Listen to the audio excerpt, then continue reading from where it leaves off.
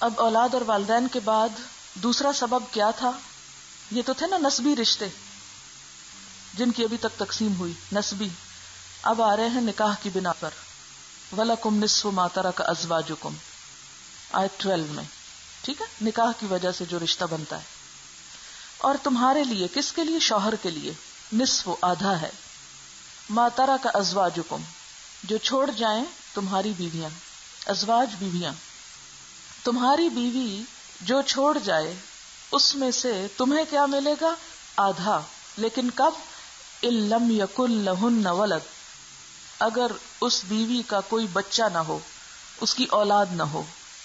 ایسی عورت جو فوت ہوئی، اس کی کوئی اپنی حقیقی نسبی اولاد نہیں تھی، تو جو کچھ اس نے چھوڑا اس میں سے آدھا کس کو مل جائے گا؟ اس کے شوہر کو مل جائے گا. فَإِن كَانَ لَهُنَّ وَلَدٌ اور اگر فوت ہونے والی عورت کی اولاد بھی ہے تو شوہر کو کتنا ملے گا؟ فَلَكُمُ الرُّبُعُ تو تم کو 1/4 ملے گا. 1/4 مما ترکنا اس میں سے جو وہ عورتیں چھوڑ جائیں. من بعد وصیت وصیت پوری کرنے کے بعد. یوصین بہا او دین جس کی وہ وصیت کر جائیں. اس سے ایک اہم بات پتہ چلتی ہے. آپ سوچتے ہوں گے کہ اچھا وہ پیچھے ایک دفعہ ہو جو گیا وصیت پوری کر جائے، تو یہاں پھر کیوں آیا؟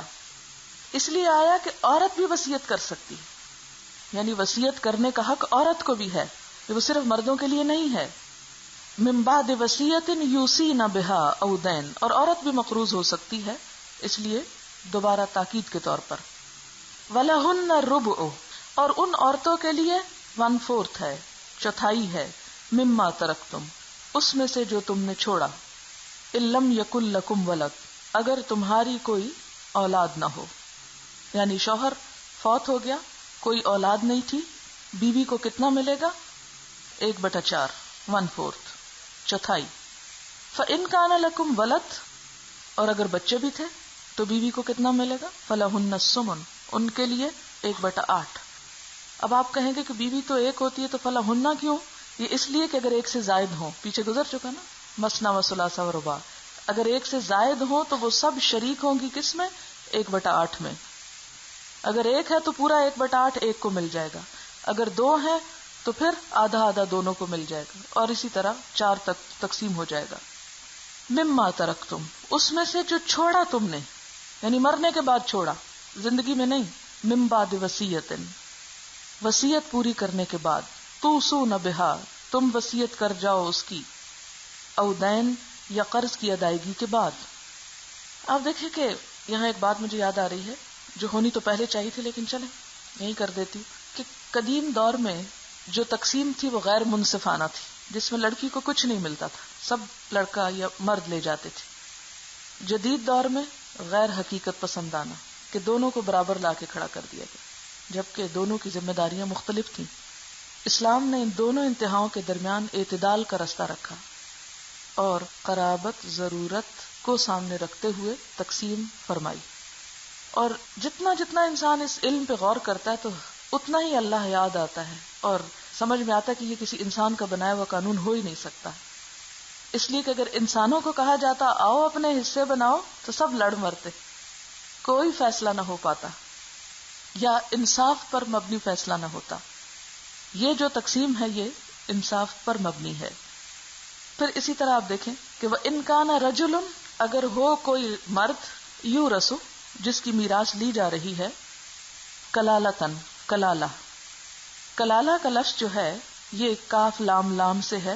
کلال مصدر میں معنی ہوتا ہے تھکنا، کمزور ہونا. تو کلالہ سے مراد وہ میت جس کا باپ ہو نہ بیٹا، یعنی قریبی کوئی بھی نہیں، نہ ماں باپ ہے اور نہ اولاد ہے. کلالہ اصول اور فروع کے اعتبار سے، اصول کہتے ہیں ماں باپ کو اور فروع کہتے ہیں اولاد کو، وہ نہ ہو لیکن حواشی ہوں یعنی بہن بھائی ہوں، تو اس کی بات کی جا رہی ہے. وَإِن كَانَ رَجُلٌ يُورَثُ كَلَالَةً اس کو پنجابی میں کہتے ہیں اوتر نکھتر، یعنی نہ ماں باپ ہے نہ اولاد ہے. وَإِن كَانَ رَجُلٌ يُورَثُ كَلَالَةً أَوِ امْرَأَةٌ یا عورت ہے، رجل ہے یا عورت، دونوں کلالہ ہو سکتے ہیں نا. وَلَهُ أَخٌ اور اس کا کوئی بھائی ہے، او اختن یا بہن ہے. فَلِكُلِّ وَاحِدٍ مِّنْهُمَا السُّدُسُ تو یہاں بھی کوئی ڈسکریمنیشن نہیں، بہن بھائی دونوں کو برابر کا حصہ ملے گا.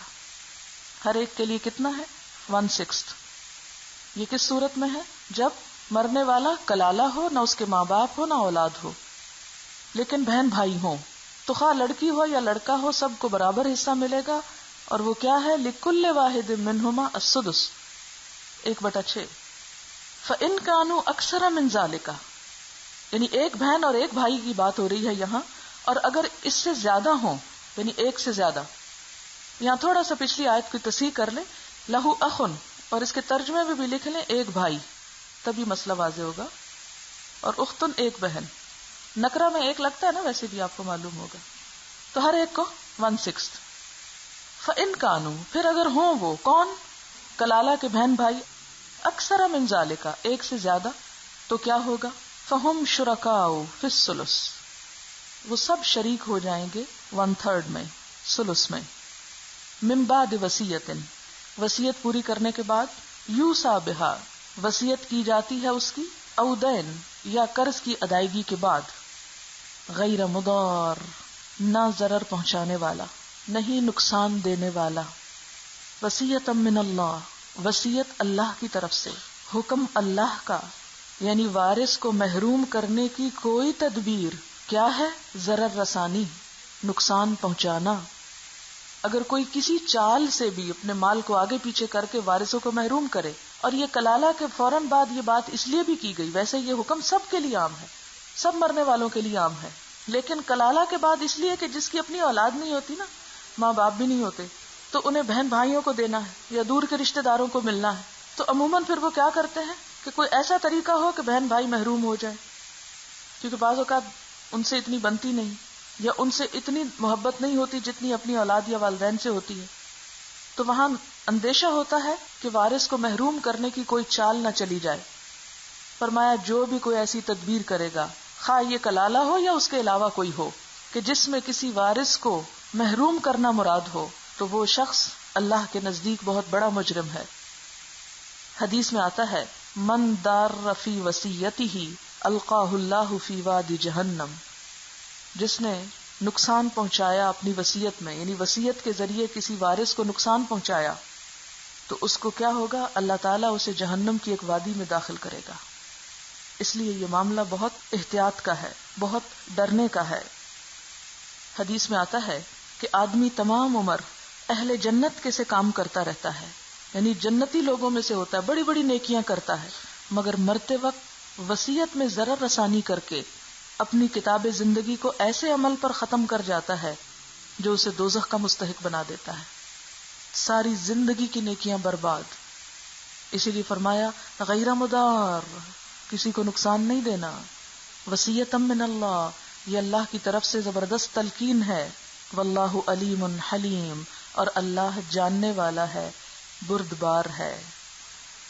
آپ دیکھیں اس کتاب کی بلاغت، صرف 2 آیتوں میں سارا قانون وراثت دے دیا. پھر چند ایک باتیں آگے پیچھے 2-3 آیات اور ہیں قرآن میں، لیکن اتنے مختصر الفاظ میں اتنے لوگوں کے حصے، یہ ایک یعنی حیرت انگیز بات ہے. تلک حدود اللہ، یہ اللہ کی حدود ہیں، اللہ کے بنائے ہوئے قانون ہیں. وَمَن يُطِعِ اللَّهَ وَرَسُولَهُ، اور جو کوئی اطاعت کرے گا اللہ کی اور اس کے رسول کی، يُدْخِلْهُ جَنَّاتٍ، وہ داخل کرے گا اس کو باغات میں، تجری من تحتها الانہار، بہتی ہوں گی اس کے نیچے نہریں، خالدین فیہا، ہمیشہ رہنے والے ہیں اس میں. یعنی جنت کس کے لیے؟ جو اللہ کی ان حدود کا لحاظ رکھے، ان کی تکمیل کرے، انہیں پورا کرے اور اللہ رسول کی بات مانے. وَذَلِكَ الْفَوْزُ الْعَظِيمُ، اور یہی ہے بہت بڑی کامیابی. وَمَن يَعْصِ اللَّهَ وَرَسُولَهُ، اور جو اللہ اور اس کے رسول کی نافرمانی کرے گا، وَيَتَعَدَّ حُدُودَهُ، اور اس کی حدود کو توڑے گا، ان سے تجاوز کرے گا، يُدْخِلْهُ نَارًا، وہ اس کو آگ میں داخل کر دے گا، خالدن فیہا، ہمیشہ رہنے والا ہے پھر اس میں. یعنی قانون وراثت میں تبدیلی یا نقصان پہنچانا انسان کو جہنم کا مستحق بنا دیتا ہے. وَلَهُ عَذَابٌ مُهِینٌ، اور اس کے لیے عذاب ہے رسوا کرنے والا. یعنی معمولی سی بات نہیں ہے. اسی لیے اگر کوئی مرنے والا اپنی لا علمی یا جہالت کی بنا پر کوئی ایسی غلط بات کر جائے، مراد اس سے یہ ہے کہ جو شخص وصیت کرنے والے سے کسی گناہ یا کسی طرف میلان کا اندیشہ رکھے تو اسے کیا کرنا چاہیے؟ اصلاح کر دینی چاہیے. اور یہاں جو پیچھے آیا نا وَلْيَقُولُوا قَوْلًا سَدِيدًا، کہ چاہیے کہ سیدھی بات کہیں، اس وقت چپ نہ رہیں، دوسرے کو بتائیں کہ دیکھو تم غلط وصیت کر رہے. لیکن یہ کون بتائے گا؟ کون بتا سکتا ہے؟ اس پر عمل کون کر سکتا ہے؟ وہی کرے گا جس کو اس اللہ کی کتاب اور حکم کا پتہ ہوگا. کتنے لوگوں کو پتہ ہے؟ اگر پتہ ہوتا تو کیا ہمارے معاشرے میں وراثت کے معاملے میں اتنی بے ضابطگی، اتنا ظلم اور اتنی حق تلفی ہوتی؟ اور خصوصاً عورتوں کے ساتھ جو ہو رہی ہے، بیٹیوں کے ساتھ جو ہوتی ہے ہمارے مسلمان معاشرے کے اندر، اتنے شدید اللہ کے احکام ہیں اور اس کے باوجود ہم آنکھیں بند کر کے صرف اپنے دنیاوی فائدے کے لیے یا اپنے پیچھے والوں کے دنیاوی فائدے کے لیے اپنی آخرت برباد کرتے ہیں. بعض اوقات آپ دیکھیں کہ یہ کام کرنے والی بھی عورتیں ہوتی ہیں. افسوس کے ساتھ یہ کہنا پڑتا ہے. یعنی باپ کی ڈیتھ ہو گئی، ماں بیٹوں کے ساتھ مل جاتی ہے اور بیٹیوں سے کیا کہتی ہے کہ تم لکھ دو بھائی کو حصہ، زبردستی لکھوا لیا جاتا ہے. یا بعض اوقات وہ ایک جذباتی کیفیت ہوتی ہے، کیونکہ عورت جذبات سے زیادہ مغلوب ہو جاتی ہے غم کے موقع پر، دکھ کے موقع پر. وہ دیکھتی ہے کہ باپ فوت ہو گیا تو کہتی ہے ہم نے کیا لینا، ہم اس گھر سے کچھ نہیں لیتے، ہمیں کچھ نہیں چاہیے. تو اس لیے حکم کیا ہے کہ پہلے تم دے دو جس کا حصہ ہے، پھر اس کے بعد وہ واپس کسی کو تحفتاً دیتا ہے تو دے. لیکن اگر ایسا ہو جائے تو پھر آپ دیکھیں کہ لینے کے بعد کون کون واپس آ کے بھائیوں کو تحفہ دیتا ہے؟ کوئی بھی نہیں دے گا. لیکن اسی لیے اوروں تک تو ہماری پہنچ نہیں، جو آپ ہمارے سامنے بیٹھے ہوں یا جو لوگ بھی اس بات کو سن رہے ہیں انہیں تو کم از کم اپنی آخرت کی فکر کرنی چاہیے اور ظلم کے کسی مشورے میں بھی شریک نہیں ہونا چاہیے اور کسی معاملے میں رائے یا ووٹ بھی نہیں دینا چاہیے کہ ہاں ٹھیک ہے ماں آپ کر لیں جو کریں، ہم تو کچھ نہیں کہتے. نہیں، یہ انتہائی مشکل وقت ہوتا ہے، انتہائی مشکل، جب سب کے اوپر ایک جذباتی کیفیت بھی ہوتی ہے اور کوئی اس وقت پوری طرح بات سمجھ بھی نہیں رہا ہوتا اور انسان فوراً فیصلے کر کے کہتا ہے اور بعد میں انہی فیصلوں پہ پچھتاتا ہے اور پھر کہتا ہے میں نے غلط کیا. اور جب دے کے کسی کو ایک دفعہ چیز پھر یہ کہنا کہ میں نے غلط دی، اجر بھی گیا، ثواب بھی گیا. تو اس لیے اس وقت اتنے فیاض نہ بنے اور کچھ نہیں تو خاموش رہیں. جب وہ جذباتی کیفیت، غم اور اندوہ کی کیفیت ختم ہو جائے، پھر ہوش و حواس میں سارے آ جائے، پھر آپ اس وقت بتائیں کہ ہاں واقعی آپ کو ضرورت نہیں ہے کچھ لینے کی یا آپ لکھ کے دے رہے ہیں. اسی لیے آپ دیکھیں غیر مدار میں یہ چیز بھی پھر آ جائے گی کہ اس جذباتی کیفیت سے فائدہ اٹھاتے ہوئے گھر کے مرد حضرات جو ہیں ان کا اثر کم ہوتا ہے ان پہ اس وقت. آپ کسی بھی قریب کی موت میں دیکھیں، مجھے یہ سب کچھ اپنے والد کی ڈیتھ کے موقع پر دیکھنے کا موقع ملا کہ اس وقت میرا حال تو اتنا تھا کہ میں ایک تنکا اٹھانے کے قابل بھی نہیں تھی، لیکن میرے بھائی آگے بڑھے اور انہوں نے چارپائی اٹھائی اور لے گئے اور جا کے اپنے ہاتھوں سے دفن کیا. تو میں واپس آئے پوچھتی تھی کیسے تم نے کر لیا، تمہاری ہمت کیسے ہوئی؟ تو اس وقت مجھے یہ حکمت سمجھ آئی کہ اللہ تعالیٰ نے عورتوں کو قبرستان جانے سے کیوں منع کیا یا پسندیدہ نہیں ہے ان کے لیے، خصوصاً جنازے کے ساتھ جانے سے بھی منع کیا گیا ہے. اس لیے کہ شاید ہم خود بھی ساتھ ہی گر جائیں اور لیٹ جائیں کہ ہم بھی یہی مر رہے ہیں، کیونکہ اتنی شدید جذباتی کیفیت ہوتی ہے. اور اس موقع پر واقعی انسان کی کیفیت ایسی ہوتی ہے کہ ایک تنکے کی چیز لینے کو بھی دل نہیں چاہتا. جب اتنی پیاری چیزیں چھن جائیں تو مال کی طرف کس کی توجہ ہوتی ہے؟ لیکن عموماً یہ ہوتا ہے کہ اس موقع پر بھی مرد حضرات جو ہیں وہ اپنے ہوش و حواس میں ہوتے ہیں اور عموماً بزنس مائنڈڈ ہوتے ہیں اور حق حصے کی بہت اس وقت بھی جمع تفریق ہو رہی ہوتی ہے اور اس موقع سے فائدہ اٹھا کے وہ لڑکیوں سے کوشش کرتے ہیں کہ سب کچھ لکھوا لیا جائے. ایسے موقع پر کسی کا بھی حق بات کرنا ایک بہت بڑا جہاد ہے اس معاشرے کے اندر، کیونکہ سارا خاندان ناراض ہو جائے گا آپ سے اور کہیں گے دیکھو وہ مرنے والا مر گیا اور اب اس کو مال کی پڑی. بڑا آسان ہے الزام دینا، اس وقت لوگ الزام دے دیتے ہیں اور انسان کہتا ہے کہ لو میں سب کی نظر میں اچھا بن جاؤں، میں کوئی الزام نہیں لیتا، اس لیے یا تو غلط کام میں شریک ہو جاؤں یا اس کی ہاں میں ہاں ملاؤں. تو ایسے تمام مواقع پر صرف خاموشی اختیار کرنی چاہیے.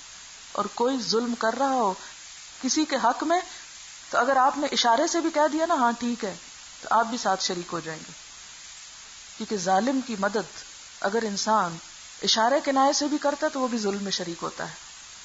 تو ہمیں اپنے معاشرے کے اس طریقے کو بدلنا ہوگا اور اس میں عورت کا بھی ایکول کردار ہے. اور ایسے مواقع پر بہت جذباتی ہونے کی بجائے صبر سے کام لے کر اور کچھ نہیں تو صرف خاموش. اور اس کا یہ مطلب بھی نہیں کہ آپ اس موقع پہ تقریریں شروع کر دیں یا فساد شروع کر دیں یا قرآن کھول کے بیٹھ جائیں اور ایک وراثت پہ درس دینے لگ جائیں یا کوئی بدتمیزی اور بد اخلاقی کریں یا کسی پہ فتوے لگائیں یا جہنم کے فتوے سنائیں کہ فلانا یہ کہہ گیا تو اب اس کی تو بخشش کوئی نہیں. ایسی تمام باتوں سے بھی اعتراض کریں، بچیں اور اس کیفیت کو گزر جانے دیں. اور اس کے بعد جب آپ سے کوئی مشورہ کرے تو آپ مشورہ دیں، بغیر مشورے کے مت بولیں. اور اگر کوئی ظلم کر رہا ہو تو احسن طریقے سے اسے ظلم سے روکیں. اور باقی یہ جو جمع تفریق ہے، حساب کتاب، یہ عموماً عورتوں کا کمزوری ہوتا ہے. تو وہاں بیٹھ کے آپ کاپی کاغذ لے کے یہ تو تقسیم کرنے سے رہیں گے، اس لیے اس معاملے میں زیادہ فکر مند نہ ہو.